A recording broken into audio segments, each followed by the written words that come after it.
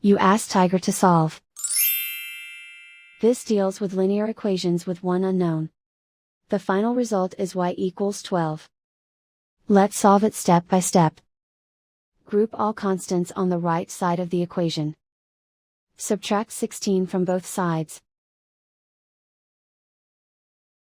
Simplify the arithmetic.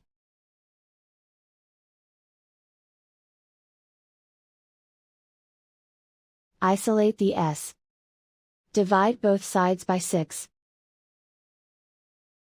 Simplify the fraction. Find the greatest common factor of the numerator and denominator.